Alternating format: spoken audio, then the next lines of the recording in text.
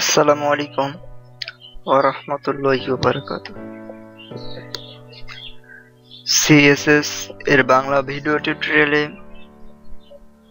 সপ্তম পর্বে সকলকে স্বাগতম। আমি মোহাম্মদ এনামুল হক, নওগাঁ পলিটেকনিক ইনস্টিটিউট।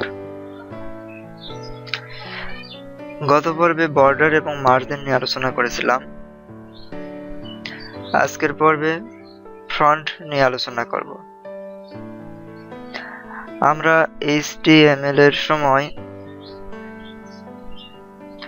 বিভিন্ন ট্যাগ ব্যবহার করে ফ্রন্ট লিখেছি, যেমন হেডিং ট্যাগ, প্যারাগ্রাফ ট্যাগ সহ আর অনেক ট্যাগ ব্যবহার করেছি। তো যেই ফ্রন্ট আমরা লিখেছি সেই লেখাকে আরো আকর্ষণীয় করার জন্য, আরো গ্রহণযোগ্যতা করার জন্য ফ্রন্টের প্রয়োজন। আর এই ফ্রন্ট সম্পর্কে সিএসএস এর বিস্তারিতভাবে আজকে আমি আলোচনা করব ফ্রন্ট ফ্যামিলি, ফ্রন্ট সাইজ এবং ফ্রন্ট ওয়েট।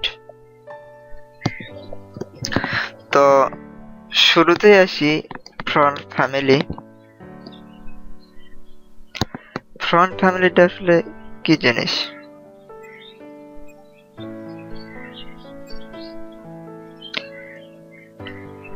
ফ্রন্ট ফ্যামিলি মূলত একটি টেক্সটে বিভিন্ন ধরনের ফন্ট ব্যবহার করে থাকি।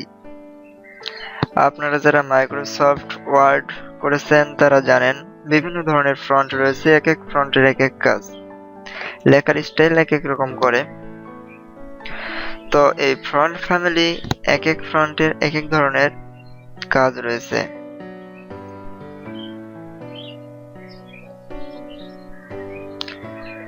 আর এই ফ্রন্ট ফ্যামিলির সংখ্যা অনেক। আপনারা নেট থেকে সার্চ দিয়ে ফ্রন্ট ফ্যামিলি গুলোর একটা লিস্ট নেবেন। আমি জাস্ট ফ্রন্ট ফ্যামিলি এর ব্যবহারটি দেখাবো আজকের এই পর্বে। তো ফ্রন্ট ফ্যামিলি আমরা সিএসএস এ ফ্রন্ট ফ্যামিলি H1 ট্যাগে ফ্রন্ট ফ্যামিলি দেব।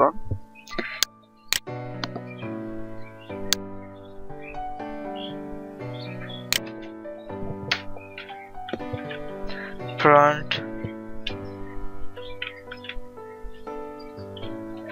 ফ্যামিলি ভারদানা, এটি একটি ফ্রন্ট ফ্যামিলির নাম। তো এটা যদি সেভ করি, এরপরে HTML ফরম্যাটে এসে রান করলাম, আমাদের ফ্রন্ট ফ্যামিলি ভারদানা হয়ে গেল। তো এই যে ফ্রন্টটি রয়েছে, প্রথমে এখানে মাঝখানে নিয়ে আসবো। সেক্ষেত্রে কি করব? Front এলিং, front এলিং।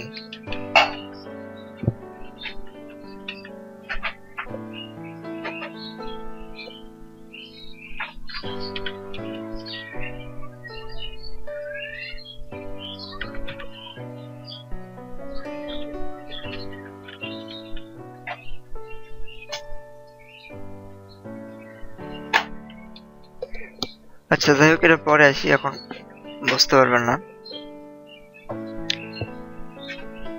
তো ফ্রন্ট ফ্যামিলি গেল, এরপর আমরা ফ্রন্ট কালার নিয়ে আলোচনা করি। ফ্রন্ট ফ্যামিলির পর ফ্রন্ট কালার। আপনারা ফ্রন্ট ফ্যামিলির একটা লিস্ট ডাউনলোড দিয়ে নেবেন, একটা লিস্ট ডাউনলোড দিয়ে নিয়ে নেবেন ফ্রন্ট ফ্যামিলি। তো কালার দেওয়ার জন্য কালার সেন্টার কালার দেব, যে কোনো একটি কালার দেব। আমি কালার হেক্সাডেসিমাল কোড দিচ্ছি, আপনারা যে কোনো একটি কোড দিয়ে নেবেন। কালার কোডের পদ্ধতি আমি HTML এ শিখিয়েছি। এটা সেভ করি এবং রান করে দেখি, আমাদের ফ্রন্ট ফ্যামিলি একটা কালার চলে এসেছে। এরকম ভাবে আপনারা কালার দিতে পারবেন। যেটা বললাম যে এটা যদি মাঝখানে দিতে চাই তাহলে কি করব? টেক্সট লিঙ্ক সেন্টার, তাহলে আমাদের এটা মাঝখানে চলে আসবে। দেখুন আমাদের এই ফ্রন্টটি এই টেক্সটটি মাঝখানে চলে এসেছে, এই টেক্সটটি মাঝখানে চলে এসেছে। তো ফ্রন্ট ফ্যামিলি, ফন্ট কালার গেল, এলিং গেল। এরপরে আমি আলোচনা করি ফন্ট সাইজ নিয়ে।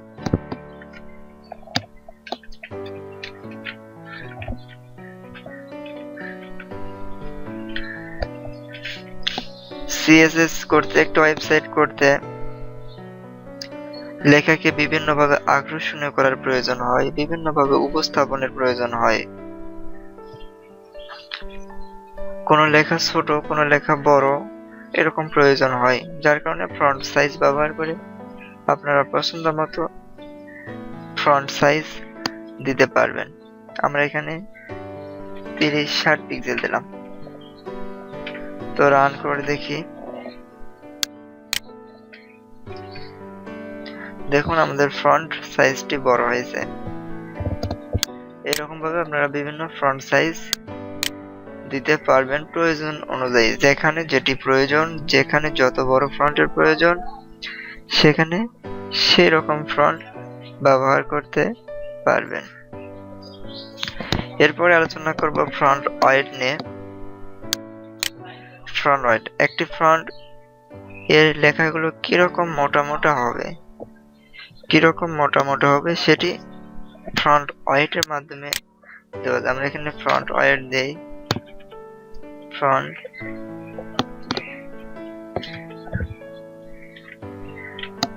ওয়েট আমরা 10 পিক্সেল দেই।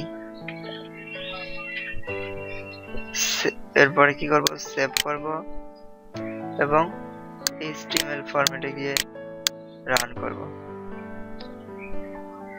HTML ফরম্যাটে গিয়ে রান করব।